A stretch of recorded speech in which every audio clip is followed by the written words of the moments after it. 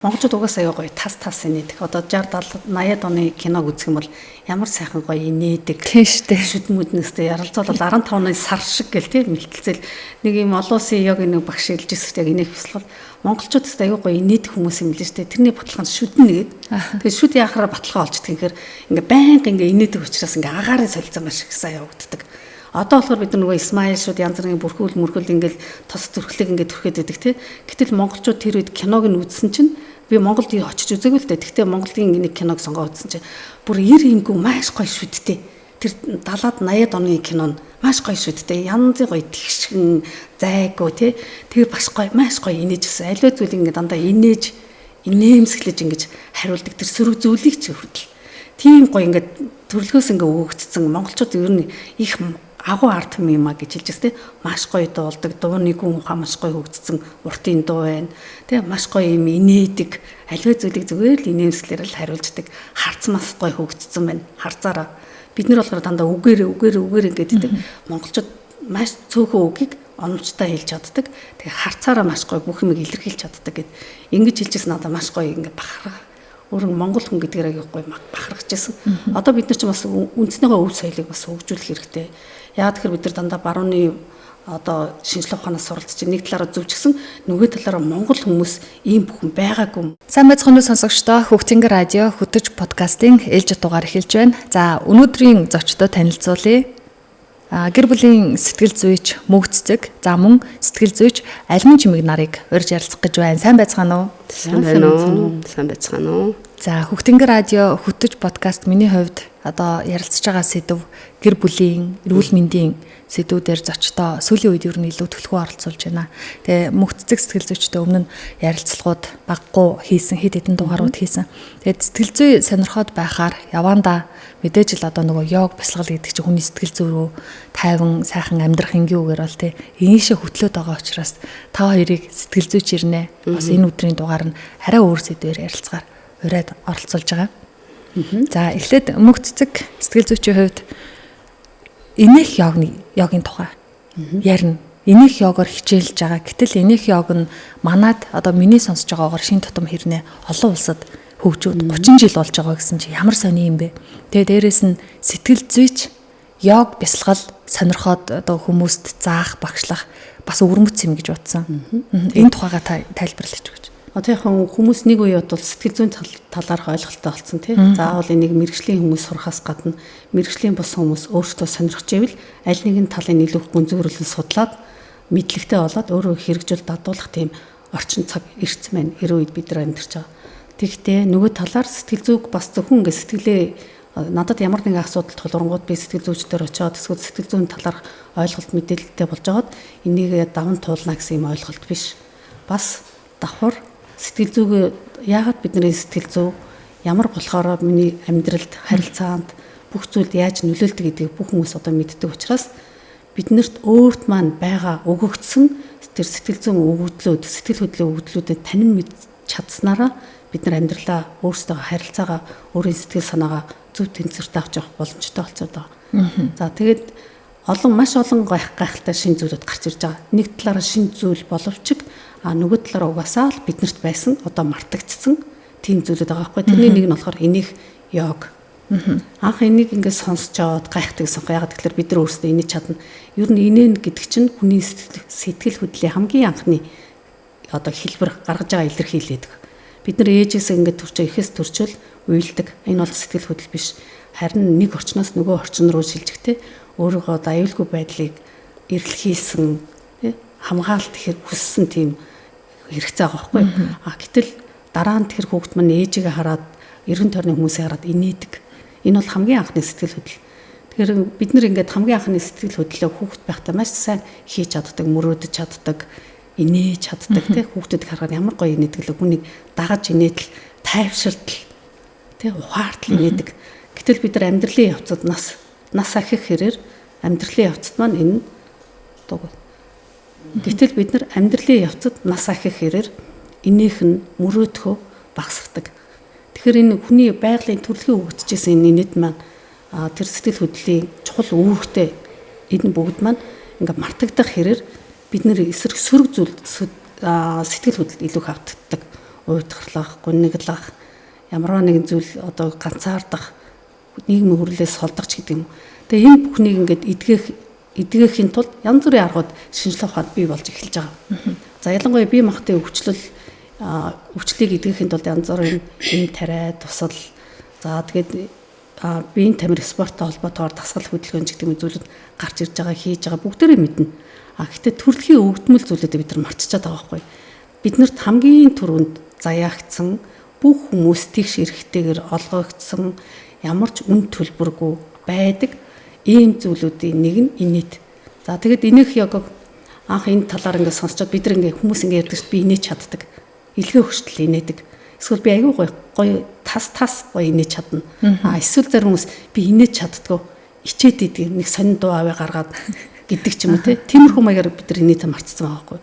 Тэгэхээр эндээс юг ойлгож байгаа гэхээр инээх 3 янзын арга байдаг. Нэгдүгээрт нөгөө өөрөөрөө инээх. Өөрөө нэг найз нөхдөдтэйгээ уулзж байгаад инээх, эсвэл үр хүүхдээ харж байгаад инээх. Зайлшгүй шалтгааны улмаас шалтгаанаар энэ бол өөрөөрөө инээх. Хоёрдугаарт болохоор ямар нэгэн зориудаар инээх, хошин шог үзээд юм уу, хин нэг харж инээгээд гэх мэт. За гуравдугаарт нь болохоор инээх тасгал, инээх бясалгал, инээх йогоор дамжуулж инээх. Энэ 3 өөр төвшний юм ялгаа байгаа гэсэн. Энэ 3-ын хамгийн үр дүнтэй инээх йог, инээх бясалгал, инээх тасгал. Энэ маш үр дүнтэй. Ягаад тэгэхээр би өөрөөрөө энийгээд тухайн ямарваа нэгэн зүйлээр шалтгаална. Би тэр ингээ хэр удаа хүртэл үргэлжлүүлэх үү? Ямар нэгэн зүйл ингээд нөлөөлөх хүчин зүйлээ би энийгээл энэ хүүхд маань энийгээд би энийгээл хин нэгэн миний инээдэх хүргээд би энийгээл энэ. Гэхдээ төр зурах тодорхой хугацаатай зөвхөн ингээд мэдээж энэ ямар ч тохиолдолд инээж хахад аж аргалын гормонууд ялгардаг, эндорфинс, серотонин, окситоцин гэ ялгарна. Ямар ч инээх үед. За харин инээх йогоор ингээ инээх юм бол өдөр тутам тогтсон хугацаагаар ингээ инээх юм бол илүү ингээд юу гэдэг юм сэтгэл, бие, оюун ухаанд зэрэг тэнцвэртэйгээр нөлөөлдөг гэдэг нь судалгаагаар батлагдсан байна. Тийм үү. Одоо ингээд хөгжилтэй зүйл тохиолдохоор инээ илгээ хүчил инээх бас гоё штэ. Нэх гоё. Оо ямар инээдтэй гоё болчихоо гэл хүн яг ингээ амьсгаа аваад дуустдаг. Тэгсэн чинь инээх йог гэдэг чинь дасгалын улмаас хүн өөрөө хичээж ээж багшаар заалгаж ээж инээхээр яг тэр илгээ хүчтэл яг өөрийнхөө инээс юм шиг үр дүнд хүрж байгаа гэж ойлгож байна уу? Илүү их эмчилгээ болно. Одоо миний бие өвдсөн бол яг инээх йогоор хийх юм бол миний бие өвдөлт багасна. Тэ одоо бүх ингээ сэтгэл санаа сэргээд тэрийг эргээр илүү их харна. Гэвч тэр ингээ маш гоё үр дүнтэй байна гэсэн үг. Тийм учраас инээх йог ингээд анх 1995 онд энэ этгээгийн эмч хүн өөрөө энийг нээсэн байна. Мадам Катария гэдэг юмч. Энэ болохоор эмнэлэг дээр ажиллаж байхдаа өөр аюух стресст орж ирсэн. Ажлын ачааллаасаа болоод маш завгүй хоёр сэтгүүлд юм хийдэг те редактор. За тэгээд хажууд нь өвчтнүүдэд анхаарна, гэр бүлээ анхаарна. За удирдах төвчний ажиллаа хийн гэдэг. Тэгээ маш их стресстэй байсан.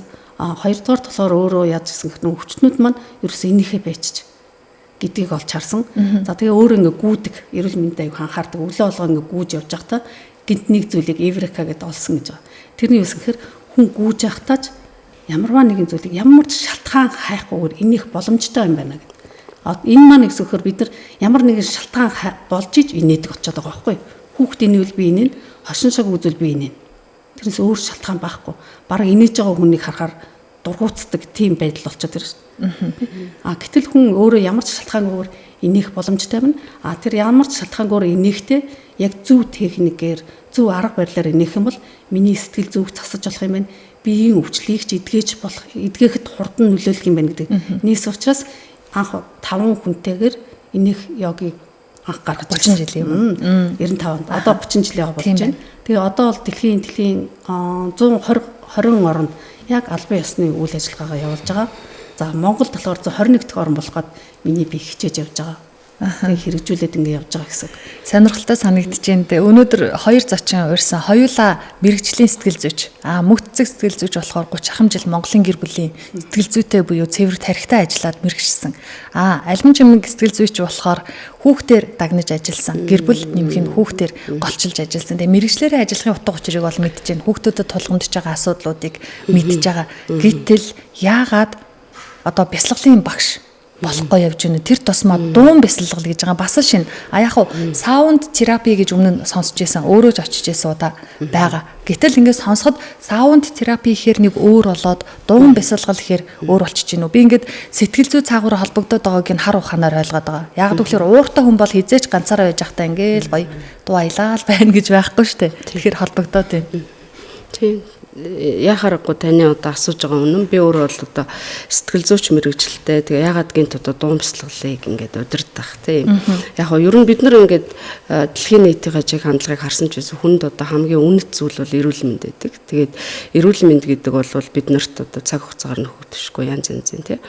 Үнэтэй зүйл гэсэн үг. Тэгэхээр ингээд эмнэлгээр заримдаа бид нар ангах ухаанаар яваад хэдий одоо бие махбодыг эмчилүүлж байгаа ч гэсэн дотоод сэтгэлийн хувьд хүн өөрөө туйлдаад тамирдаад байдаг юм шалтгаанууд маш их байдаг тийм. Тэгээд дэлхийн нийтээр ч гэсэн одоо мантра, дуу авиа гэдэг заслыг одоо өвчнөд хэрэгжилж байгаа юм тохиолдлууд маш их байна. Тэгээд тэрний нэг жишээ нэршил нь одоо дуун бясалгал гэдэг Монголд яваад байна тийм. Тэгэхээр хүн өөрөө одоо амьд энэ хороо дээр байгаа амьд бодгол болгон л хөг аялгаа гэдэг чанар хүнд өөрт байж идэг. Тэгээд тэр чанар маань болохоор хүн одоо бие махбод одоо сэтгэл санаа, энергийн хувьд өөрөө тэр чигээрээ долгион. Тэгэхээр таны саяны хэлдгээр саунд терапи гэдэг бол сэтгэл судлалын бас нэг юм шалгарсан нэг арга нь тийм.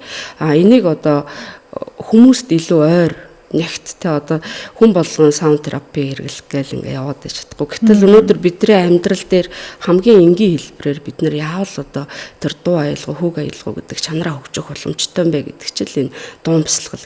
Тэгэхээр хүний ерөн эртний өсөл хөгжлийг харах юм бол хүн бол эртнээсээ л одоо чулуун зэвсгийн үед гэдэг юм уу юм хөгжөөгөө байгаа үед галаат орол хүмүүс чинь байгалийнхаа дуу чимээ, салхинаар те юу гэдгийг хад чулуу гэдэг энэ болгоноос дуу авиаг өөрийнхөө дотоод сэтгэлийн дуу авиад тохиршуулж байгаа энэ хөг аялгаа гэдэг чанараараа эдгэрэл гэдэг зүйлийг аваад байсан байх нь тий. Тэгээд ийм зүйлээсээ үүдэлтэй дуун бясалгал яг шинжлэх ухааны талаас бол сэтгэл судлалын салбарт бол саунд терапи тэгээд ер нь энтхийн орнуудад бол яг дууны йог гэдгээрээ явдаг.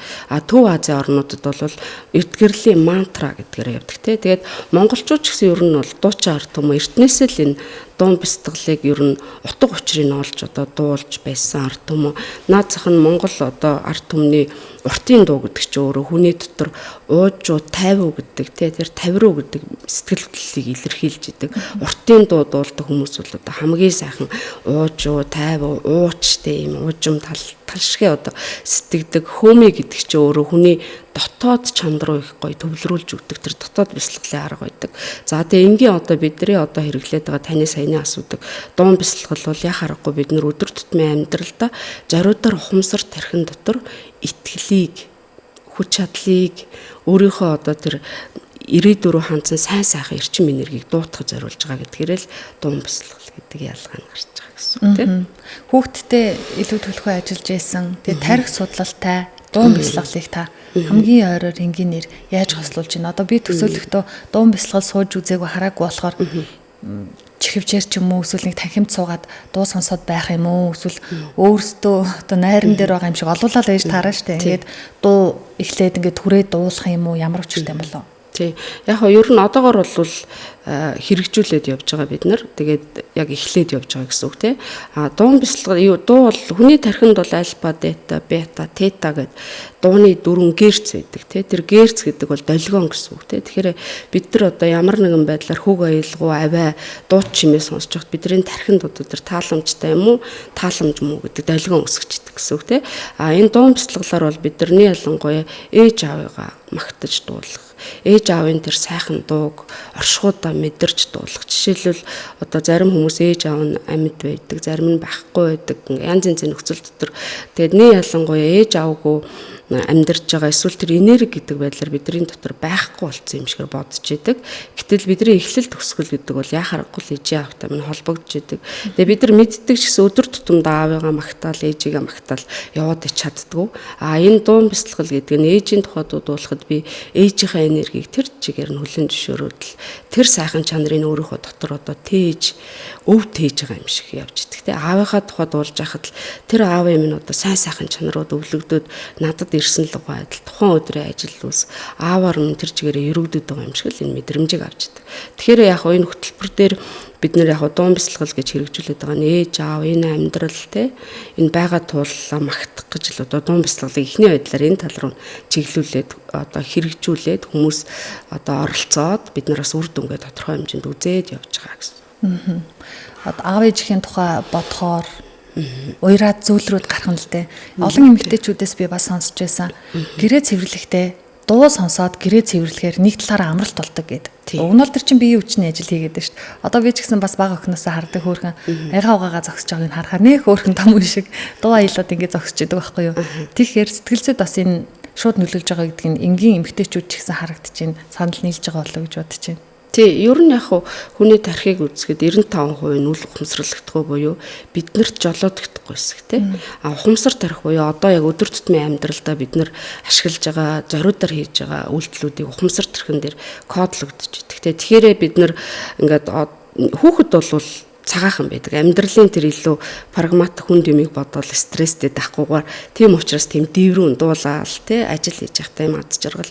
Харамсалтай нь бид нар бол яг одоо нийгмийнхаа байдлаас бол тийм үү стресс, таглараа, бөглөрөө янз янзын зүйлээс болоод энэ хөг аялгаа гэдэг чанараа жоохон мартчихад. Гэхдээ энэ дуун бясалгал гэдэг нь бид нэр зориудаар тархинд ой санамжийг үүсгэж байгаа, давтамжийг үүсгэж байгаа хэлбэр буюу та өөрийнхөө тархинд зориудыг санах хог ашиглаж байгаа гэсэн. Юу вэ? Би өдөрт заавал давтамжтай дуулдаг гэдэг. Тэгэхээр би миний одоо ухамсар тархины 5% бодол дотор юу эргэлдэн тэрийг далтах ухамсар одоо хүлээж авах чадвар өндөр идэг гэсэн. Тэгэхээр бид нар ухамсар тархин дээр амьдрал дээр дуулахад ямар ч тийм хүнд мэдрэмж болдог. Хүн ингээд дуулж байгаа үедээ аз жаргалын даврууд маш өндөр ялгарч идэг. Тэгэхээр хүн аливаа зүйлийг хүртэж хүлээж авах чадвар нь жоохон хөнгөн илүү их аятайхан болдог. Тэгэхгүй болохоор энэ хөг аялгаа гэдэг чанар алдагдахаар бид нэр өстой нөгөө бүдэрсэнчл уурлал бараг салхи хүсэлхэл уурлж гал ингээд ийм нөхцөл бид нар амьдраад байна шүү дээ. Юм хөрүүл тестэрчих гээл тий. Тэгэхээр эн чинь бидний одоо нийгмийн бас нэг том ачаал байна тий. Тэгэхээр энэ дээр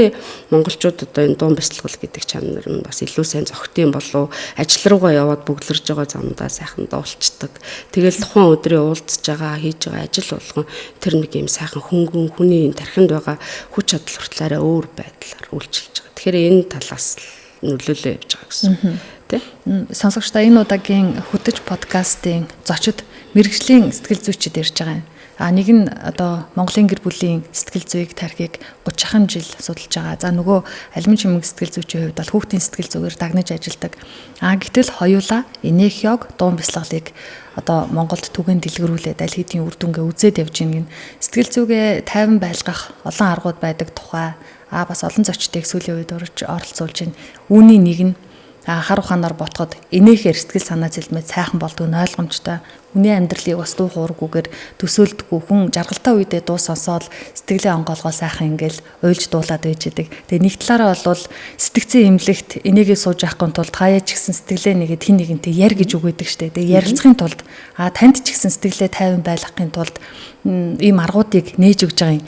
Мөнхцөг сэтгэл зүйчээс танаас бас сонирхоод байгаа юм. Та ч одоо сэтгэл судлалын ухааны докторант хүн шүү дээ. Одоо доктор хамгаалах гад их завгүй ийм ажил байна, тийм ажил байна гэ байжсэн чинь бив гинтхий яагаад энийх яв гэд Монголын ахтагч болоо явчихва. За ер нь бол хүүхэд ахтай аяг их инээдгээсэн. Ер нь бид нар хараа сэтгэл засал өөртөө ямар нэгэн сэтгэл санаа хэцүү байгаа. Одоо надад тулгамдж байгаа ямар нэгэн өвчлөл, бэрхшээл, зовлон эдэр чи бүгдээрээ ямар нэг их үүсвэрээд гинт нэг өдөр гарч ирсэн зүйл биш. Олон жилийн өмнө тодорхой хугацааны өмнө тэр нэг их үүсвэр тавигдаад явцаар хагаад өнөөдрийн би зовоод байгаа, өнөөдрийн би өвдөд байгаа байхгүй. Тэгэхээр тэр бүхнийг ингээд засахын тулд ангаах ухаанаас ч юм уу сэтгэл судлалын салбараас ингээд бид нар дэмжлэг үйлчлэг авдаг. За гэтэл одоо ангаах ухаан сэтгэл судлал хоёр бас нэгдэж ажиллахыг цаг үе ирчээд байгаа юм.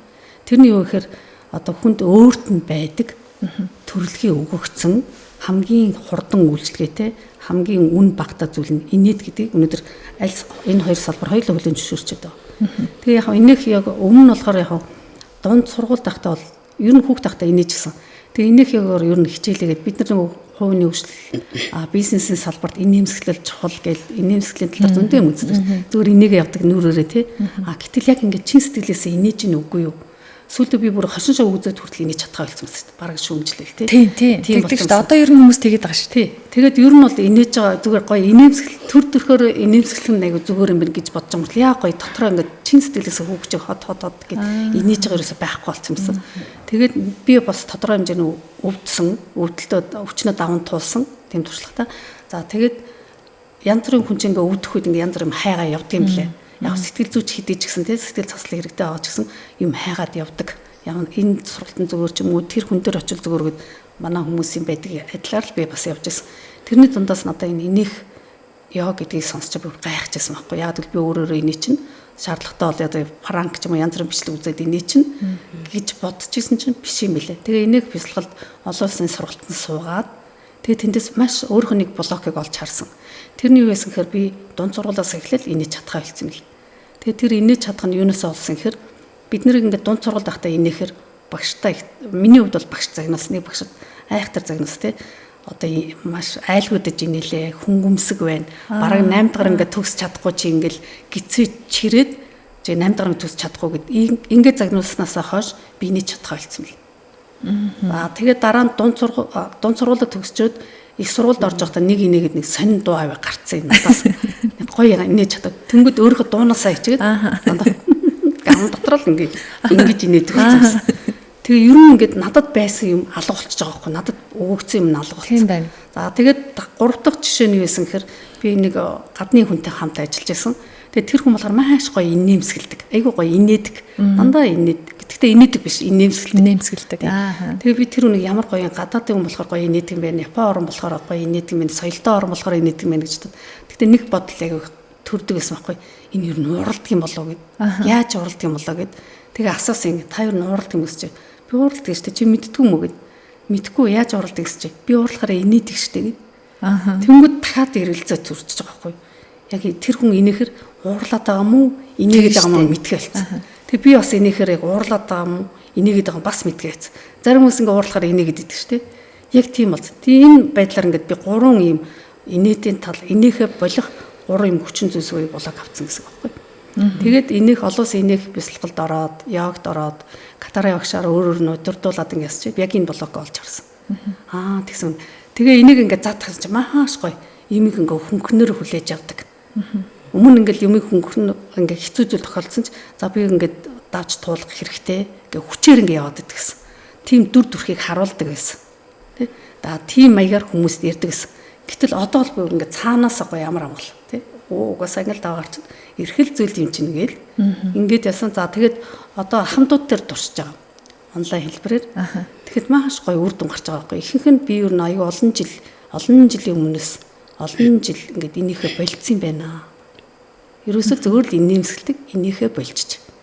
Тэгээд энийхээр бясалгалт хийгээд тэр бүх юм ингээд зад тавигдаад бүр олон жил уйлж чадаагүй, уйлж үзээгүй, олон жил инээц үзээгүйгээр уйлаад энийгээд ийм ингээ үр дүн гараад. За тэгээ энийх бясалгалын үр дүн маш их байгаа. Одоо дэлхийн орнд 120 орнд ингээ салбараа нийцэн үр дүнтэй олоод салбаруудаа нэгээ яваад байгаа байхгүй. Энийг зөвхөн ингээд хувь хүнд хэрэгжүүлэхээс гадна байгууллага, сургууль бүх салбаруудад хэрэгжилж байна. Одоо энтхэг улсад гэтэл зөвөр л гудамжид танихгүй хүмүүс хоорондоо нийлээл 5 минут тажигнал сайхан яг нэг хэмнэлээр инээгээл тэгэл юу ч болоог хүмүүс их тараа явдаг. Ийм соёл хүртэл бий болж байна. Нэрээ бодоод исэн чинь инээмсэглэдэг л дээ. Одоо ч гэсэн би ер нь нэвтрүүлгээ хийгээ сууж байхдаа ингээл инээмсэглээд л ярина. Яаж ч утсан ингээл хөмсгөө зангидал хүрлээгээл байж болохгүй гэж бодож инээмсэглэж байгаа нэг талаараа. Гудамжинд одоо ажлын коридорт хин нэгэнтэй таарахаар за энэ хүн дэвгүйсдэгдэл төрүүлчих вэ дээ гэж бодсондоо инээмсэглэж байна. Түүнээс шиг надад дотроосоо ингээл инээ төрөөл ингээл хөөрөөл хөгжөөд байгаа юм бас биш л байна л да. Тэгээд та одоо инээхийг заана. Хаа гэдэг ч юм уу те яаж заадгийг ингээд инээгээрээ гэтгэхэд хөндлөнгийн хүмүүс харж байгаа дэн чи бүр нэг эсрэгээр энэ юу болоод байна жоохон гажин болоод байна гэж бодогдох. Одоо таныг намайг инээ гэвэл надад хэцүү л байна. Би одоо яаж инээх юм санаа зовоод ичээд инээх хэрэггүй л байна тий. Тэр сургалтанд орж байхдаа ч гэсэн би ингээд намайг ингээд инээх юм бол би л инээхгүй гэж багддаг гэж боддог гэсэн. Яаж инээхээ ч мэдэхгүй. Тэгэл ингээд гоё зөөр ингээ хоолноос ингээд давхар чичиргээ үүсдэг байхгүй. Тий зөөр тэгэл хи хо гэл тэрийг л хэмнэлтэй давхар. Тэгэд энэ инээх йогыг амьсгалын дасгалтай хамт хийж болно, дуун бясалгалтай хамт хийж болно, дасгал хөдөлгөөнтэй хамт хийж болно, бүжигтэй хамт хийж болно, мантра хийж хэлж болно. Бүх юмтай зэрэг хийж болно. Нүрэ будаж захтай ха гэд. Тэгээд тархины нэг гоё онцлог нь юу гэхээр тархи яг үнэн хийж гинүү, худлаа хэлж гинүү ялгадаггүй. Зүгээр тэгээд инээж ингээ хууртагтаад байна гэх юм уу? Тэгэхээр хууртагтаад тэгээ 30 секунд за бүр ингээ 1 минутын дараа яг жинхэнэ инээд болдог байхгүй. Анх ингээл Катар олон улсын сургалтнаас бол ха гэл хүмүүс тэгж яг хуурамч санагдаад би бараг ингээ микро камера ингээ хааж гисэн байхгүй. Надад сонсоход санаа зовоод юу хэцүү санагдчихсэн. А яг тэр мэдрэмжийг миний үйлчлүүлэгчд бас авч байгаа байхгүй. Багшаа ингээ нэг худлаа юм шиг санагдаад байна. Хуурамч юм шиг байна гэд зүгээр сонс тархичи ялахгүй. Тэнгүү дараа нь жинхэнэ болж эхэлж байгаа байхгүй. Яг жинхэнэ бүх юм тэр давхар ингээ долгио миний биеийн цаанаас инээхээрээ дамжуулж долгио чичиргээ үүсдэг. Тэр чичиргээ нь миний уушиг, зүрх тэгээ бүх юмны ингээд эрхтний багтаамжийг ингээд томруулж үйл ажиллагааг сайжруулдаг. Бие махбод. Дээрэс нь миний одоо ганцаардал сэтгэл готрлыг бүгдийг ингээд сулруулдаг. Ингээд чангараад ингээд болоод байна шүү дээ. Тэгэхээр инээснээр энэ сулруулад 3 дахь нэг ач холбогдол нь болохоор би ингээд бяцлал ганцаараа игээд ганцаараа дуу сонсч ирсэн бол инээхийг хамт олноороо хийхээр бүр илүү хамтаж үзэлтэй болдог. Бүр бие биенээ хараад өөрөө ирэхгүй гэд. Тэгээ одоо миний үйлчлүүлэгч өөрсдөө тусдаа хоорондоо видео коллоор игээл хоёулаа нэг сайхан инээчи дасгал хийчихгээл ха хи хо. Тэгэл тэр нь жинхэнэ инээд болдог. Жинхэнэ инээд нь ямар тавиах болж байна. За тэгээд инээх дасгалаараа дамжуулаад хүний нөгөө дуу хоолойны өнгө засагддаг. Би одоо ингээ инээхээрээ өөрийнхөө дуу хоолойг сонсчод ичдэг гэсэн чинь одоо миний дуу хоолой гоё болж байгаа байхгүй. Гэхдээ би өөрөө одоохондоо яг хүлэн зөвшөөргөж гисэн миний үйлчлүүлэгч багшийн дуу хоолойг сонсохоор аяга гоё юм инээх нь гэж байгаа тийм гарч иж байгаа байхгүй. Тэгээд давхар маш гоё юм би цэвэрлэгээ явагддаг. Тэрний нэг нь ингээл одоо хөлс гарах. За тасгалдаа ингээ хийж мэл бүх биерээ хүлээ уулнаас сахуулаад гарын үзүр хүртэл халууд өгдөг. Энэ манай оролцогчд бүгд сайн мэдж байгаа. Гэх мэт ийм үр дүнтэй байдаг. Одоогоор онлайн байгаад байна уу? Онлайнаар одоо танхимаар явж байгаа юу? Одоогоор танхимаар яваг. Дэлхийн тахинд ер нь бол онлайнаар явж байгаа. Онлайнаар. Тэгээд дээрэс нь одоо би Монгол ахмадуудаа ингээд туршаад явж байна те. Мөн хажуугаар нь олон улсын манай энерги йогод оролцсон хүмүүс тусдаа өөрсдөө ингээд линк үсгээл. За тэдэн цагт Болгараас, тэдэн цагаас Австралиас, тэдэн цагаас Израилаас ингээ ороороо гээл бид тэд ингээ ороод нэг 5 минут 1 минут заавал ингээл яриад тайлбар хийхгүй зүгээр л хи гээл ингээл явчихна. За тийм байна.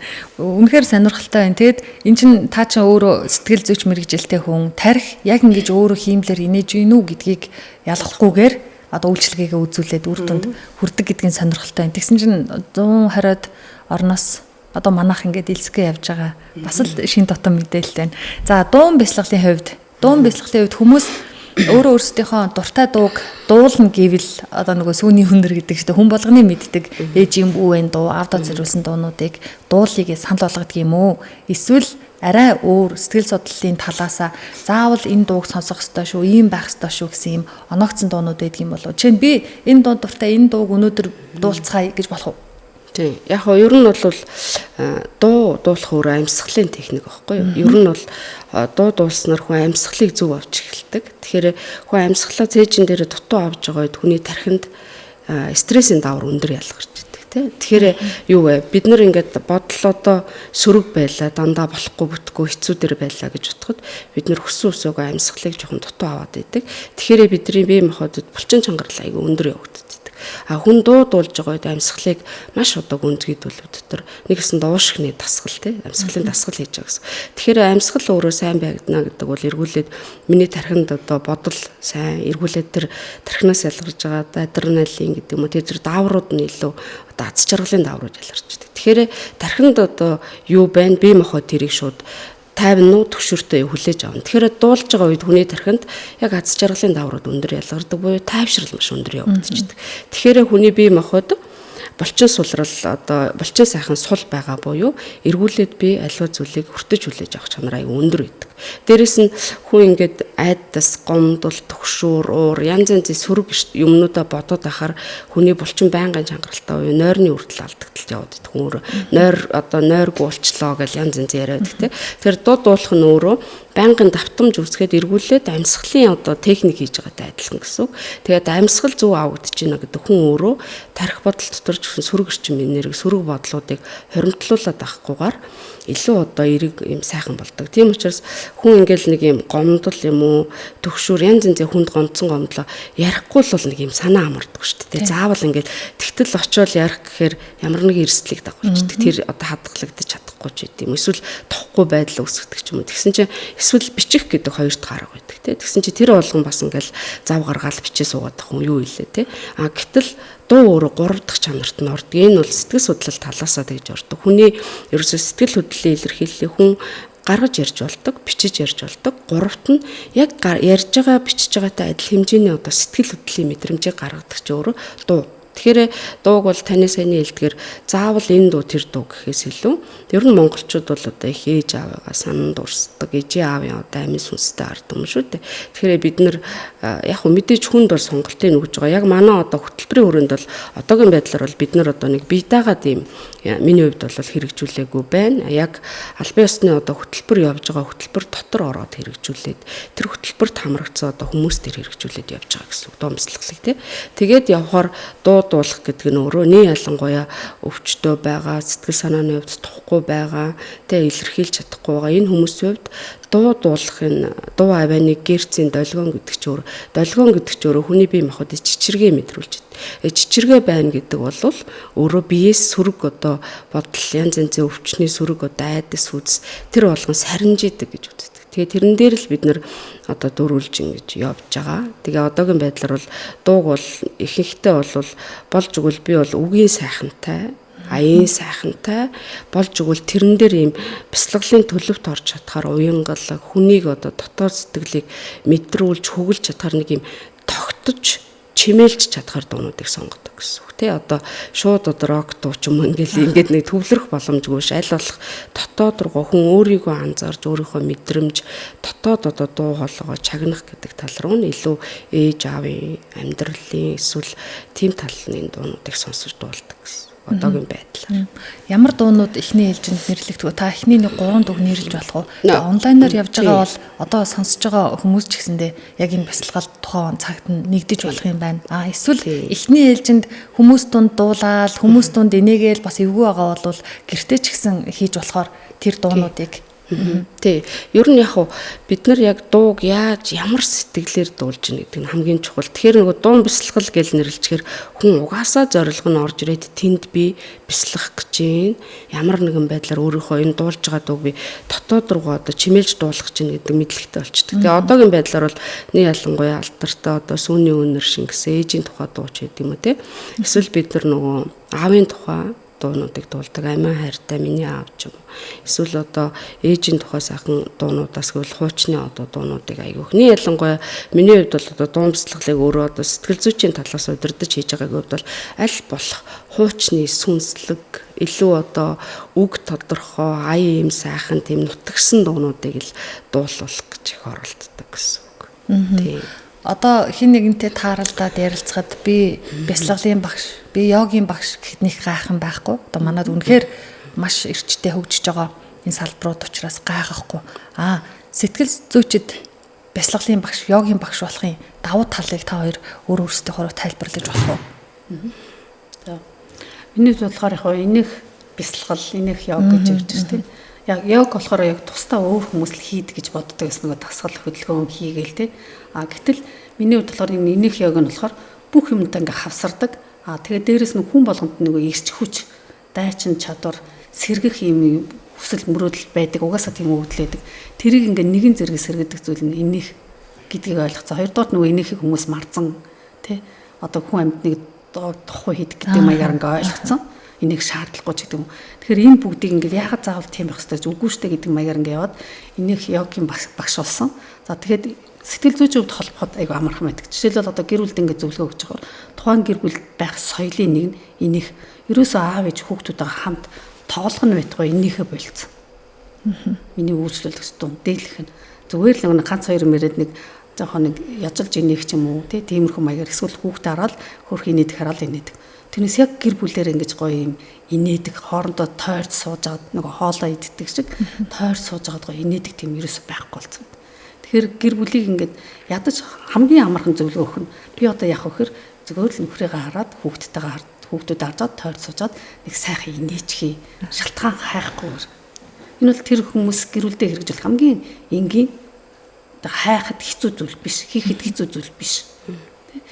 Тэрийг хийлээгээд хэнийг нь шоолоол энэ буруулчих тэр нь зүг болчих гэдгийг онолдох шаардлага ч байхгүй юм энгийн зүйл гэдгийг олж харсан. Хоёрдугаар энэ нэгэн л энэ йогийн тусгал нь одоо хүний бие махбодыг галбиржуулах ч юм уу амьсгал ингээд эрүүл мэнд сайн бол яхад сэтгэл зүйд нөлөөлж болохгүй гэж.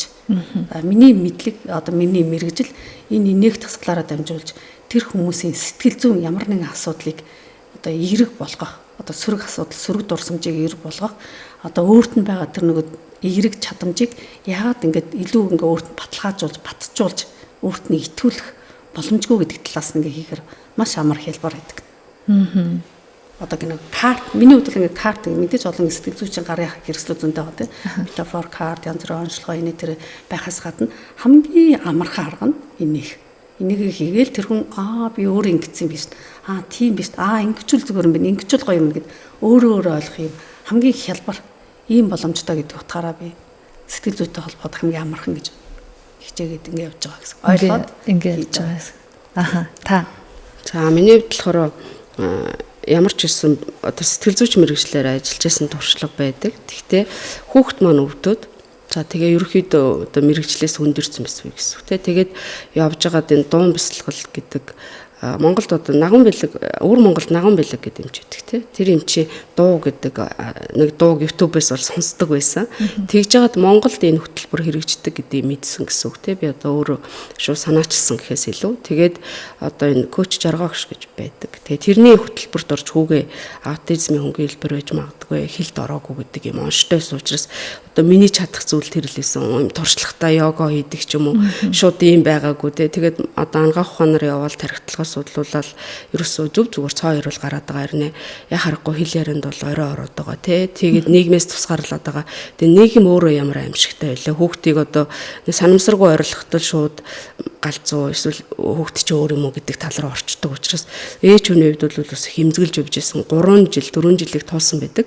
Тэгээд энэ үедээ би яг ингэж эрэлхийлж явж байгаад энэ коуч жаргаагч гэдэг хөтөлбөрт ороод тэр дотор энэ дуун бясалгал гэж байдаг. Тэгээд тэрийг анх одоо хүмүүс шиг юм ярьж чадахгүй ч би дуулдаг байсан. Хүүтэйгээ хоёлоо. Хүү маань хэлд ороог байсан учраас дандаа ээжийн бүүн дүү тэр хөтөлбөр дотор явдаг. Тэгэхээр тэр дууг би хүүтэйгээ хамт дуулдаг. Тэгээд их зүйлийн дуунар гэл ингээл багшийн тэр жаргаагчийн бахан юмнууд байсан л та. Тэгээд тэрийг би хэрэгжүүлж явж байгаад ер нь энэ дуу дуулах гэдэг чинь би өөрөө хүмүүс гомцсон одоо зүрх сэтгэлээ илэрхийлж чадахгүй, хэлж чадахгүй, намайг одоо ингэж штэ нэг юм гэж одоо хүнд ярих уу гэдэг. Яг энэ ийм сэтгэл хөдлөлийн мэдрэмжүүдэд арцсан явж байгаа үедээ л анх энэ дуун бясалгал. Тэгээд энийг ерөөсөө мэрэгжлийн хувьд яагаад тарихтай холбож болохгүй гэж нэрээ би яагаад энэ хөг аялал гэдэг чанараа мартцсан юм болоо. Нэрээ яагаад өдөр тутмын амьдралдаа энэ зовлон гонгийг байнгын санаж яваад идэг болсон юм болоо.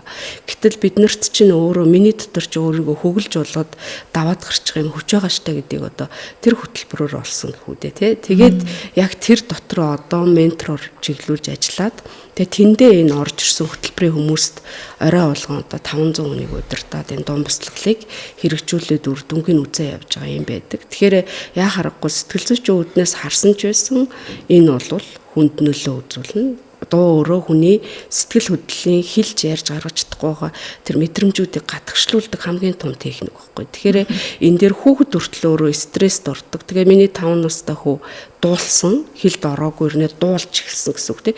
Тэгэхээр эн чинь бид нар бол ухамсар тарих том хүмүүс чинь ингээд янз янзын санаас уусан учраас хаалтууд ээж гэдэгтэй энэ үний юм худлаа мó хүүхэд бол өөрөө цагаахан байхгүй. Тэгэхээр 5 настай хүүхэд дээр энэ хөтөлбөр хэрэгжээд шууд тэр хүүхэд дуулж ийн гэдэг чинь өөрөө хэлд ороогүй нэ шууд ээжийн бүүнд дуулж ийн гэдэг чинь дуу хуур гэдэг чинь өөрөө хүний тархинд яаж нөлөөлж яаж долгионы гэрцийн давтамжийг бий болгоод байгаа вэ? Эргүүлээ тэр хүүхэд нийгмээс айж байгаа, нервтж байгаа, стресстж байгаа янз янзын энэ дотор дуу гэдэг чинь өөрөө тэр айдсын чанаруудыг суллаж байгаа мэдрэмжийг өгөөд хүүхэд энэ хорвоо аюулгүй юм байна, тухтаан байна гэдэг мэдрэмж авсан үедээ тэр хүлээж авах чадвар шал өөр болж байгааг илэрхийлж байгаа байхгүй.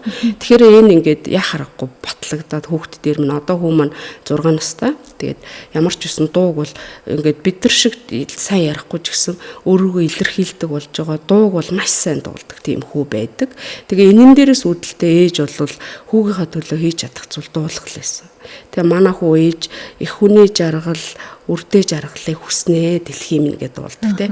Тэгээ энэ дууг айгуу сайн дуулдаг. Анх бүр ингээд тэгж. Тэгэхээр энэ бол яхахгүй л одоо хүний өөрийн мэдсэн мэдлэгээс туулсан туул гэдэг чинь хамгийн том туршлага. Тэгэхээр би бол энэ дуун бяцлаглыг тархины одоо герцийн долгионтой хүний мэдрэмжтэй холбож байгаа гэдэг бол зүгээр нэг бизнес гэдэг юм уу эсвэл зүгээр нэг ажил гэж харддаггүй. Өөрөө би яг энэ хөтөлбөрт ороод тэр дотоод мэдрэмж, тэр зангирлуу, тэр гомдлуудыг тайлсан шиг олон хүнийг мэдэрчээсэ. Олон бүдэрч яваа хүүхдээ чирж байгаа эсвэл магадгүй өөрийгөө чирж яваа энэ олон хүмүүсийн дуу хуур гэдэг одоо бяцлаглын амин чанар сүнсийг ойлгож асуул гэж. Тэгэхээр хүн өөрөө ямар дууд бол гоёыг мэдэрдэг үү? Тэр дуу танд өнөөдрийн тэр сүнслэг амин чанар хүчийг баяр хөөргийг өгч л байгаа бол тэр чинь л дуун бяцлал тий. Тэгээ тэрийг л ойлгуулж байгаа хөтөлбөр. Тэгэхээр яа харахгүй энэ бол одоо нотлогдоол явж байгаа хөтөлбөр гэсэн. Тийм байна. Тэгээ ер нь хүн ямар сэтгэлтэйгээр ямар ажлыг эхлүүлсэн бэ гэдэг чухал байдаг. Зарим тохиолдолд зарим гэж байгаа шүү тийм ээ. Үнэхээр зовлон үзээгүй юм шиг, үзэхгүй юм шиг зан гаргадаг хүмүүс байдаг л да. Одоо тэгэл яг юмны утга учирыг сайн сонсохгүйгээр өнгөц дүгндэг. Зүгээр гадаад үзмж хардаг ч байдаг юм уу те. Тэр хүмүүсийг ингээд би одоо бодохдоо тэнх айхтар гэрсэн энэ төр биш штэ зүгээр яагаад би ингэж боддог байхад ийм үнцэг бас байдгийн байж штэ гэж бодоод өнгөрөөчж болдгоо гэж бас бодоод байдаг. Тэгэл өөрөө өвдөж үтсэн эмчээр эмчлүүлэх өөрөө амьдралаа босгосон хүнтэй ярилцах энэ цаанаасаа төрж байгаа мэдрэмж тэс өөр байгаад байдаг шүү дээ. Тэгэхээр сэтэл нь бол илүү сайн таалагдж гин бууж гин гэдэг юм уу да.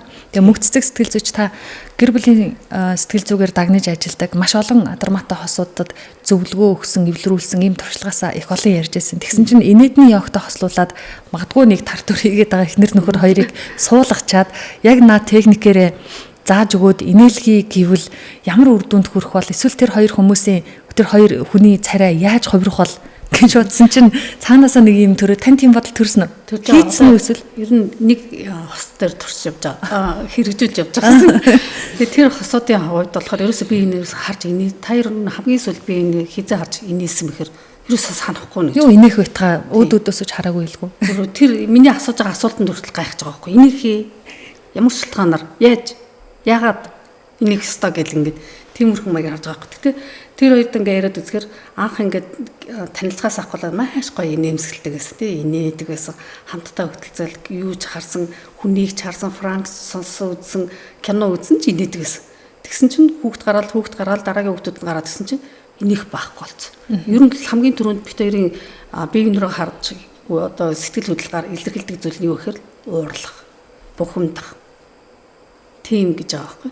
Тэгэхээр ингээд ерөөс энийх хэц. Тийм учраас ингээд одоо хөтөлбөрт хамруулад энийг тасгалыг хийснээрээ тэд нар ингээд юу гэдэг маш ингээд амьсгал аягүй хурдан байдаг гэсэн чинь аягүй уужраад ингээд одоо юу гэдэг энэ аягыг тийшээ хороогүй нэг тэр жоохон бухимддаг гэсэн бол тийм бухимдал ерөөс арилж гин гэж тэгж ярьж байгаа гэсэн. Одоо ингээд явж л байгаа манай. Тэг ямар ч гэсэн би энэ рүү инээхгүй махад инээмсгэлж харж чаддаг болсон. Хичээж гин тий. Тэгээд дээрэс нь болохоор одоо манай гэр бүлүүд хамгийн их санаа зовоодаг нийтлэг нас болгонд үе болгонд тохиолддог нийтлэг тохиолддог асуудлууд байгаа тийм. Жишээлбэл ахмадуудын хувьд сэтгэл готрол маш өндөр байдаг. За байгууллагын ажилтнуудын хувьд бол стресс маш их байдаг тийм. Ажлаас болоод за хүүхдүүдийн хувьд болохоор анхаарал төвлөрөлт одоо нийгмийн харилцаа холбоог байхгүй бүгд ингээд сошиал орчинд илүү мэдээлэл. Тэгэхээр энэ инээх тасгал хийснээр ямар үр дүнтэй гэхээр одоо бусад улс орнууд ч гэсэн энийг айл хэдий хийгээд судалгаа аваад бүр ингээд нотлогдсон судалгаанууд байна. Жишээлбэл Японд гэхэд эмнэлгийн ажилтнуудад энэ инээх тасгалыг 7 хоногт нэг удаа хийснээр эмнэлгийн ажилтнуудын стресс 40% багассан. Стресс нь. За ажлын бүтээмж нь 33% нэмэгдсэн. Ажлын бүтээмж нь. За тэгэнгүүт Израильд хөхний авдартай 80 гаруй эмэгтэйчүүд инээх тасгалыг хийсэн чинь бас ингээд сэтгэл готрол бас тодорхой хэмжээгээр буураад дээрэс нь ингээд идгэрч чадна. Би өөрийгөө эмчилж чадна. Би идгэрнэ гэсэн итгэл нэмэгдэж байгаа. За дунд сургуулиудад болохоор энийг дасгалыг хөтөлбөрийг хэрэгжүүлснээр хүүхдүүдийн анхаарал төвлөрөл сайжраад нөгөө анхаарал төвлөрөл авах бос. За тэгээд буй юмтэйгээ ингээд найзлах, нөхөрлөх, туслах ийм идэх оролцоо нэмэгдэж байна. Гэсэн юм судалгааны зөндөө гарч байгаа юм. Тэгэхээр манайх дунд сургуулиудад эмнэлгийн ажилтнууд, байгаль ажилтнуудад энэ энийх хөтөлбөрийг ингээд тодорхой яг арга техниктэй онлын үндэслэлээр ингээд хийх юм бол үр дүнгээ бол маш богино хугацаанд гаргаж чаднаа л гэдэг бодлоо. Энэ олон улсад угаасаа энэ энийх йог эсвэл дууны бясалгал онлайн гэдэг юм уу? Эсвэл манай дөнгөж шинэ хөгжиж байгаа учраас онлайнаар яваад байна уу? За өмнө нь болохоор ингээд танхимаар бичлээ гэдэгс одоо нөгөө технологи хөгжсөн учраас онлайнаар зүүмээр илүү их явагддаг. Зүүмээр илүү их явдаг. Одоо жишээ би ч гэсэн ингээд зүүмээр явуулдаг. Миний юунд толгой баталгаатай найзтайгаар 70 хүн оролцож байна. Орон нутгаас ч хүмүүс оролцож байна. Гадаадаас ч гэсэн монгол хүмүүс оролцож байна. Тэгэхээр зүүмээр ингээд хийх боломжтой гэсэн. Танхимаар ивэл бүр илүү сайн. Бүр ингээд хөдөлгөөн тэгж бодогдоод тэр биеийн хэмнэл амьсгалаа яг пранаяма амьсгалтайгаа ингээд хавсраад энийхийг гаргаж байгаа хийж байгаа. Тэгэхээр яг ингээд амьсгалаа зөв аваад яг зөв гаргаж ийн үүдийг яг ингээд танхимтай онлайнараас болдго юм лээ. Яг нэг хүртэл ингээд хараад хийж байгаа юм тийм. За танхимаар бол бүр ойлгомжтой харагдана гэсэн үг. Ийм мэгээр. За тэгээд манай энэ үзэгчид бас сонирхох бах тийм ингээд YouTube дээр угаасаа ингээд энийх бясалгал, энийх йога гэж англиар бичгээр ингээд гараад ирнэ. Ингээд хөдөлгөөн бүжигтэйгээ. Яг тэр хэмнэлийн ингээд дагаад тэгэхээр аяндаа анхны мэдлэгтэй болно гэсэн үг. Нөгөө таны бидний нөгөө төрөлхийн инээдээс өөр. Аяндаа ингээд тэр нэг хитэд удаа ингээд хийчих юм бол та бүх үр дүнг өөрөө мэдэрнэ. Хамаг биечээ халаад бүр ингээд одоо ийм судалгаас 1 минут яг энийх тасгалыг хийхэд 10 минут аэробикийн тасгал хийснээр тэнцэнэ. Ийм үр дүнтэй гэсэн. Аха. Алмин чимэг сэтгэл зүйч хүүхэд нь аутизмын шинж тэмдэг илэрсэн 5 нас хүртэл хэлд ороогүй байсан гэдэг одоо сүүлийн үед бас л хүүхдүүдийн дунд түгээмэл тохиолдож байгаа. Эмгэг байна аутизмын эмгэг. Энийг та өөрөө дээрээс нь бүр хүүхдийн сэтгэл зүгээр дагнсан эмэрхлийн сэтгэл зүйч танхимаар хичээллүүлдэг аутизмтэй хүүхдтэй дуун бясалгал гэх юм бол нэг юм цогц одоо юу гэдгийг үнэхээр цаг үеэ дагсан юм ажил болох юм шиг санагдаа. Таны төсөөлөл байна уу? Яг нэг юм танхим нээсэн эцэг эхчүүд хүүхдүүдээ аваад очинд одоо аутизмтэй хүүхдүүдтэй ээж аваад чинь зүгээр хэлд орж байгаа хүүхд нэг үг хэлээ сурахад тэгээд хэлээ сурчлаа гээл өнгөрдөг бол нэг үг хэлд сурна гэдэг тэр айл зүгээр юут зөвлөшгүй баяр баясгалан болдог гэж байгаа шүү дээ. Тий.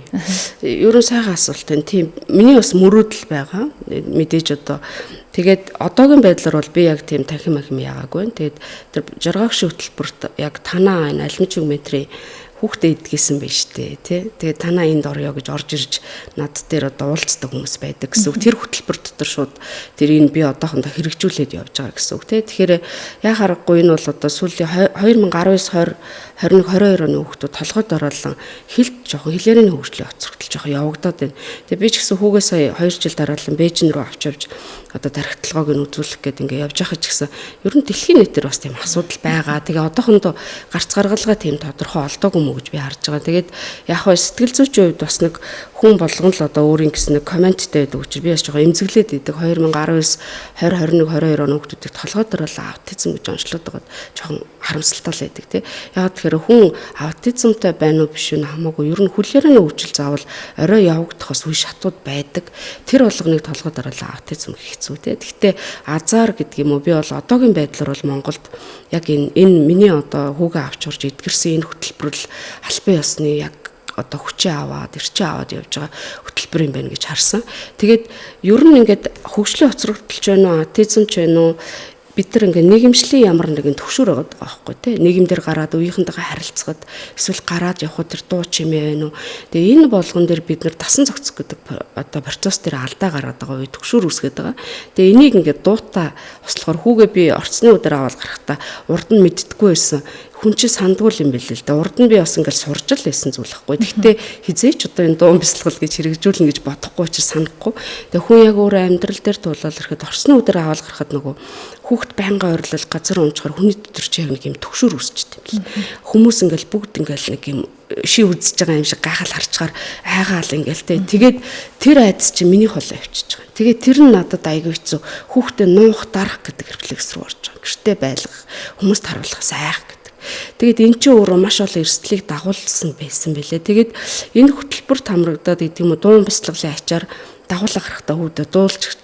Хоёулаа дуулаа миний хүү ээжтэй нөгөө ээжийн бөвөнд дуулаад гэж гингууд хүүхд чинь нийгэм рүү гарахтаа дуулаа гарахаараа тэр айцсаа мартаж байгаа. Тэгэхээр энийг яг бас дотроо би мөрөдөж явдаг. Яагаад тэгэхээр одоо ингээл фэйсбુક дээр харсан ч хаанч харсан толгой дараалал аутизм. Тэгэл яг хуу азар гэдэг юм уу зарим нь хилд орцсон, зарим нь нөхөө боломжоо олцсон хүмүүс яваад байна.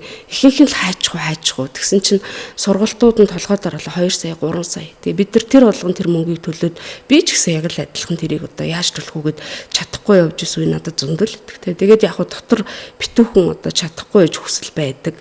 Мэдээж одоо чадлан хүрвэл Монголынхоо одооны ялангаа үгүй ядаж нэг 100 хүнд ч гэсэн цуглараад энэ одоо зовж байгаа одоо шантарч байгаа яг туулаад явж байгаа энэ асуудал дээр өөрийн одоо энэ мэдэрсэн тууллаар ээжийн сэтгэл зүйтэй ажилласнаар хүүхэд өөрөө ямар их айц төгшөрөг давдсан бэ? Сэтгэл судлалын шинжилгээ ухаанд хүртэл ээж өөрөө хүүхдийг тээж байгаа үеийн сэтгэл зүй хамгийн чухал.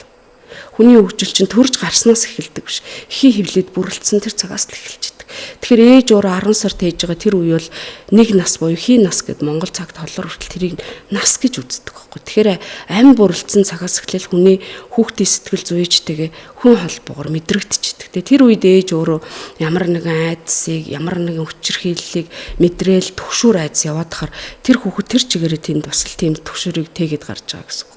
Тэгээ энэ болгон дээр яг энэ бид нар ингээд энэ дуу хөгжим, хөг аялгау гэдэг чанараар явбал энэ бол одоо одоогийн байдлаар миний сэтгэл зүйчийн одоо чадвар мэдлэг дээр бол яа харахгүй л гарцаагүй төгс хөлбөр байна гэж харж байгаа. Тэгэхээр энийг би бас таны хэлдгээр бас мөрөдөж байгаа. Тэгээд одоохондоо хүүхдтэйгээ ажиллах цагууд бас их гарч байгаа. Тэгээд азар гэдэг юм уу, одоор гэдэг юм уу энэ одоо жаргаагч хөтөлбөр энд маш сайн хийж байна. Тэгээд толгой дорол ээж, тим хүүхдүүдтэй ээж нар бас энэ хөтөлбөрт орж ирж байгаа. Тэгээд би бас тэрэн дээр чадах чинээгээр ингээд өөрийн бас хувь нэмрийг оруулах гэж явж байгаа бас их баяртай байгаа гэсэн. Одоо хүүн 6 настай дуулж байгаа. Ярьж чадчих байгаа юу? Одоо хүү бол ерөөхдөө боломжийн шүү. Ер нь бүр яг энэ 5 нас хүртлээр баг хүүхд дуутахад хариу байхгүй. Дүлийн юм шигтэй ингээд тэгсэн хэрнээ сонсгол байгаад байдаг. Тэгээд нөгөө анх очоод тэрнтэй чинь би бас нөгөө мэрэгчлэлтэн ээж гэдгээр зөрчилдөд нь шүү дээ. Ягаад тэр энэ аутизмын шинж бишээ. Хүн угаасаа хэл ярианы хөгжил хожуу хөгждөг үе гэж байдаг. Тэгтэл яагаад тэрнийхэн төлөө эсвэл зүгээр нэг санамсаргүй орилсныхын төлөө аутизм гэж нийгэм өөрөө гадуурхаад байгаа юм бэ? Гэтэл энгийн хүүхдүүд хүртэл орилох гэдэг юм чинь байж идэг, зөрүүдлэх гэдэг юм чинь байж идэг, хэл ярианд орой орох гэдэг чинь байдаг. Гэтэл бид нар нийгмээрээ бараг би ингээл хүүгээ зүгээр дагуулад гарахад л нэг орилоход зүгээр адилхан насны хүүхэд нь танаа хүүхэд аутизмтай юм уу гэж хэлдэг. Бас аимшигтай нийгэмд амьдарч штэ. Тэгээ эн чинь өөрөө улстай дэлхийн одоо улс орнуудад бол аутизмыг зүгээр л харилцааны нийгмийн жоохон эмгэг гэж үзээд өвчин гэж үзэхгүй байхад Монголд бол бүр хөгжлийн бэрхшээлд оруулж явж байна. Цаашлаад сургуульд орох, цэцэрлэгт орох төрөл зөрчилдөөнд гарч штэ. Яагаад гэвэл цэцэрлэгт хүртэл оруулаад би харж исэн. Наадах чинь юм нь хөдөлсөн юм биш штэ. Аутизмтай гэдэг ч юм. Багш нар өөрөө хүртэл ингийн хүлээж авах чадваргүй бид нар дэндүү мэдлэггүй явж байна гэсэн үг. Тэгэхээр энэ нийгэм дээр чинь толгой дараалан ирээдүйн чинь гадуурхагдчих штеп. Аутизм гэдгээр эн чинь гадуурхагдах үндэс биш байхгүй юу? Зүгээр л нэг ингийн хүүхэд нь 7 настай орж явах, тэр хүүхэд 10 настай орж байгаа бол нэг ийм бас нэг арай хожуу хөгжөд байгаа үе тий. Тэгээ ийм үе дээр бид нар бас нийгмээрээ энэ боловсролын тогтолцоонд бид нар шинжлэх ухаанд хандаж сурах. Аливаа зүйл дээр бас нэг арай жоох юм боловсронгуй хандаж сурах гэдэг юм явахгүй бол толгой дараалал орилж байгаа болог аутизм ингэж үзэж байгаа. Тэгээ хүмүүс одоо бол өөрийгөө илэрхийлдэг. Одоо бүр ийм ариун үгийн баялаггүй дуусахаар харж байгаа. Тэгэхээр энэ харж байгаа ээж дээрээ одоо ингээл гудамжаар аваад гарахад яана гэд айдаг байсан. Энэ бүх ч одоо би нэгэнт одоо энэгээр орж байгаа өөрийгөө ярих гэхээс илүү яг л бодит туусан юм аа хэлхийн чухал те. Тэгэхээр одоо энэ жаргаа өгш хөтөлбөр чинь надад нэг ээжд ч гэсэн л ийм жаргалыг өгч хөтөлбөр гэдгийг би одоо өөрийнхөө биеэр л хүү дээрээ туулаад миний хүү одоо нийгэм рүү цэцэрлэгт явж гин сургуульд хамрагдах гад бэлтгэгдэж гин. Тэгээ энд яваагүй бол би энийг олж чадахгүй бас л нэг уйлсан дуусан энэ зовлон дотор нэг л ээж ингэ явж байгаа. Тэгээ өнөөдөр бас та хэдийн өмнө гарч ирж ярих гэдэг энэ ярианы саналыг авахдаа дотроо байсан олзуурч байсан олон ээжүүд байвал хүнд зовлон гэдэг даваад гарах гарцсан байж идэг. Тэгээд эргүүлээ бүр гарцсан олдохгүй бол та нар маань дуулаарай. Ээж өөрөө хүчтэй ээж, ээж өөрөө эрүүл ээжэж хүүхэд эрүүлждэг. Тэр үтэл ном байгаа тий. Ээж 1% өөрчлөгдөд, хүүхэд 1000% өөрчлөгдөд. Тэгэхээр ээжийн айдас бол хүүхдэд байгаа. Тэгэхээр та дуу хуур гэдэг энэ сайхан чанараар дотоод мөн чанараа олоорой л гэсэн үг тий. Ийм талаас л хэлэх юм байна. За баярлалаа. Өнөөдөр Хөгтөнгөр радио хөтөж подкаст сэтгэл зүйчтэй ярилцаж байна. Гэхдээ яг тарих судлал, сэтгэл судлалын шинжилгээний талаасаа биш ээ. Одоо сүүлийн үед бүгдээ л мэдж байгаа. Йог бясалгалыг сэтгэл зүйтэй яаж хослуулж байгаа. Тэр тусмаа Монголд яг одоо шинээр хөгжиж байгаа энийх йог, дуун бясалгалын талаар ярилцлаа. Тэгээ хоёулаа сэтгэл зүйчдийн хувьд хүний л одоо амьдардаг жамаар өвчин зовлонтой тулгарч түүнийгээ яаж эдгэх үү гэж хоёулаа тэмцэж аваад хоёулаа энэ замыг сонгосон байх нэ. Хоёулаа сэтгэл зүйч мэрэгжилтэй байгаад тарих судлалтайгаа энэ йог бясалгалыг хослуулахаар яаж үр дүнд хүрэж байгаа тухай өөрсдийнхөө амьдралаар ингээд жишээ татаад ярилцлаа. Хоёрт маш их баярлалаа. Энэ ярилцлаганд орохдоо 1 цагийн хугацаанд одоо шинэ хөгжиж байгаа салбараа таниуландаа гэж дор бүрнээ тус бүрнээ бодсон байх. Энийг 1 цаг гаруул амжуулаад нэг хэлчихин шүү гэж бодож орж ирсэн агуулга байвал хэлээд өнөөдрийнхээ ярилцлагыг гуруулаа өндөрлөө. За миний хувьд болохоор яг энийх бясалгалыг, энийх йог, энийх тасгалыг монголчууд угаасаа аяа гоё тас инээдэг. Одоо 60 70 80-ад оны киног үзэх юм бол ямар сайхан гоё инээдэг. Тийм штэ. Шүдмүүднээсээ ярилцвал 15 оны сар шиг гэл тийм мэлтэлцэл нэг юм олон улсын йог нэг багш хэлж ирсэн яг энийх бясалгал монголчууд тест аяа гоё инээдэг хүмүүс юм л штэ. Тэрний баталгаанд шүдэн нэгэд. Тэгээд шүд яхаараа баталгаа олждаг. Тэгэхээр ингээ байнга ингээ инээдэг учраас ингээ агаарыг солилцсон маш их сайн явагддаг. Одоо болохоор бид нөгөө Исмаил шууд янз бүрийн бүрхүүл мөрхүүл ингээл тос зүрхлэг ингээд төрхөд байдаг тий. Гэтэл монголчууд тэр үед киног нь үзсэн чинь би Монголд очиж үзээгүй л дээ. Тэгтээ Монголын нэг киног сонгоод үзсэн чинь бүр 90 ингүү маш гоё шүдтэй. Тэр 70-ад 80-ад оны кино нь маш гоё шүдтэй. Янзын гоё тэгшгэн зайгүй тий. Тэр маш гоё инээж өгсөн. Аливаа зүйлийг ингээд дандаа инээж инээмсэглэж ингэж хариулдаг тэр сөрөг зүйлийг ч хүртэл. Тийм гоё ингээд төрлөхөөс ингээ өгөгдсөн. Монголчууд ер нь их агуу арт юм а гэж хэлж байгаа тийм маш гоё дуулдаг дууны гүн ухаан маш гоё хөгжсөн уртын дуу байна тийм маш гоё юм инээдэг аливаа зүйлийг зүгээр л инээмсэглээр л хариулждаг харц маш гоё хөгжсөн байна харцаараа бид нар болохоор дандаа үгээр ингээд гэдэг монголчууд маш цөөхөн үгийг оновчтой хэлж чаддаг тэгээ харцаараа маш гоё бүх юмыг илэрхийлж чаддаг гэд ингэж хэлжсэн надад маш гоё ингээд бахарх өөрөөр монгол хүн гэдгээрээ гоё бахархаж байсан. Одоо бид нар ч бас үндснийхөө өв соёлыг бас хөгжүүлэх хэрэгтэй. Яг тэгэхээр бид нар дандаа барууны одоо шинжилгээ ухаанаас суралцж нэг талаараа зөвчгсөн нөгөө талаараа монгол хүмүүс ийм бүхэн байгаагүй гимээр юмнуудыг бас ингээ тийм цаг үед орчоод байна шүү дээ. Одоо ялангуяа хүүхдүүд монгол гэхээр л нэг хоцрогдсон гэж ойлгох гэдэг маш буруу ойлголт өгч байна.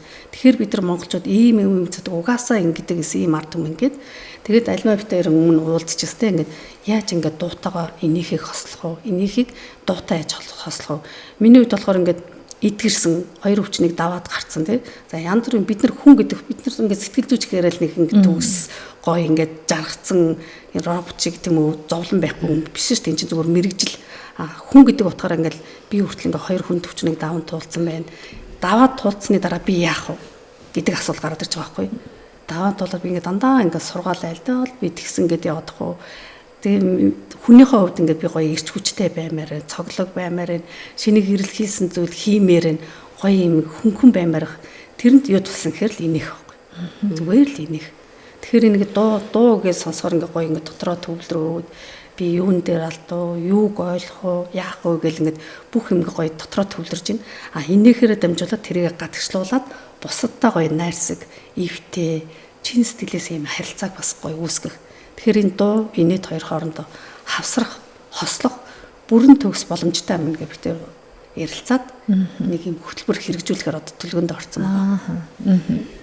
За тань. За миний хувьд бол хэлхийг хүсэжсэн санаа бол монголчууд бол угаасаа л дуу хуур одоо хөг аялгаа арт юм уу мал хүртэл одоо төлөөг болоход бид нэр тойголдог тэгж одоо эвлэгдэг арт юм шүү дээ. Тэгэхээр энэний цаана хүн гэдэг одоо ухамсар тархтай байдгал бол хөг аялгаа гэдэг чанараар яах арга байхгүй эрчим энерги эргүүлээд бид нар хүч тамираас сэлбчээдэг. Тэгээд ямар ч гэсэн хүмүүсээ дуулаарай. Тэгээд бид нар одоо заавал одоо тэр бясалгал гээд одоо чадахгүй бол таны түрүүний хэлдгээр сайхан өөрийнхөө дуртай дууг ээжээ аавыгаа өглөө освол нэг аягтай цагаа ууж захтаа нэг сайхан магтаал дуулаад үзээрэй. Тэгэхээр энэ дуу хуур гэдэг хөг аялгаа гэдэг чанар чи таны зүрхийг одоо утас цэнгэлж байгаа шиг хөглж Гэхдээ хайраар одоо баяр хөөрөөр мелаж идэг ийм сайхан чанар юм шүү. Тэгээд бид нар одоо дуу хор хүүг аялгуу гэдэгтэй салшгүй одоо холбоотой.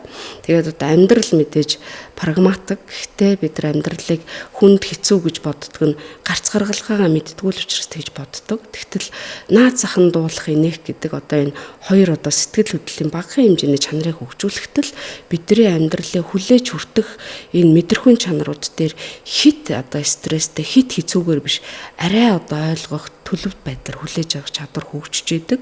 Тэгэхээр яа харахгүй инээд дуу хоор гэдэг бол энэ амьдралын бидний бас л нэг юм сайхан мартагдсан чанар.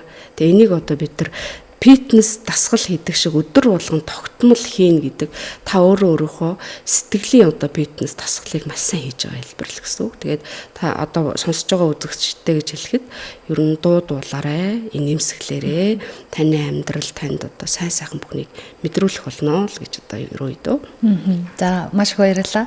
Сонсогчдоо Хөгцөнгөр радио хөтөж подкастын энэ өдрийн зочин сэтгэл зүйч Мөхцөцөг, сэтгэл зүйч Алимын Чимэг нартай ярилцлаа. Монголд хөгжүүлж байгаа энех йог болон дуун бясалгалын талаар өөрсдийнхөө үр дүнд хүрээд явж байгаа тухайга хуучилж ярилцсан юм. За дараагийн дугаараар эргээд уулзъя. Хөтөж подкаст хөтлөгч Аймаа баярлалаа. Баярлалаа та хоёрт. Баярлалаа.